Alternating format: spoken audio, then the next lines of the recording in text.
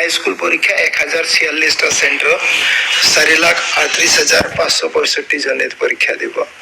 আর higher secondary 821টা centre 3,30,744 জন ক্যান্ডিডেটে পরীক্ষা দিব এই পরীক্ষার কারণে যাবতীয় প্রস্তুতি আমার আরম্ভ হয়েছে মানে আরম্ভ নয় আমার ফলপ্রলভ শেষৰ ফালেই গৈ আছে আমার মানে বাকি সব এক্টিভিটিজ হয়ে গেছে মাত্র প্রশ্ন কাকত পঠিওয়া কামটো আরম্ভ হব আর শেষ হব প্রায় 5-6 তারিখে আমি শেষ করিম গোটেই বস্তুটো প্রক্রিয়াটা এই বছৰৰ এটাই নতুনত্ব আছে in case of high school এক্সামৰ ক্ষেত্ৰত যে আগতে আমি কোশ্চেন পেপাৰ বিলাক এটা কোশ্চেনতে প্রত্যেকটা ল্যাঙ্গুয়েজ লিখি দিছিলো 5টা ল্যাঙ্গুয়েজত আমি কোশ্চেন পেপার কাটো এই বছর আমি কিন্তু কোশ্চেনটো ল্যাঙ্গুয়েজ ওয়াইজ বানাইছো অসমীয়া পোর্শন বেলেগকে ইংলিশ বেলেগকে বঙালী বেলেগকে হিন্দী বেলেগকে এনে ধৰণে ল্যাঙ্গুয়েজ বিলাক বেলেগ বেলেগকে বনোৱা আছে বড়ো বেলেগকে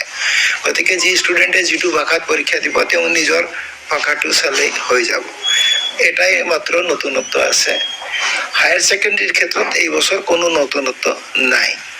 এভৰিথিং কোশ্চেন পেপাৰ বা প্যাটাৰ্ন যোৱা বছৰৰ দৰে আছে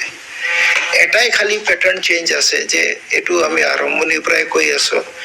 যে কোশ্চেন পেপাৰৰ যেটো ডিজাইন আছে সেই পাৰ্টিকুলাৰ ডিজাইনটো একচুয়ালি বেছিভাগ কনসেপ্ট বেসড নলেজ বেস কৰাৰ চেষ্টা কৰা হৈছে আগতেও কৰা হৈছিল এবাৰ আৰু অলপ বেছিকে বৃদ্ধি কৰা হৈছে আৰু সেইটো কাৰণে প্ৰস্তুতি হিচাপে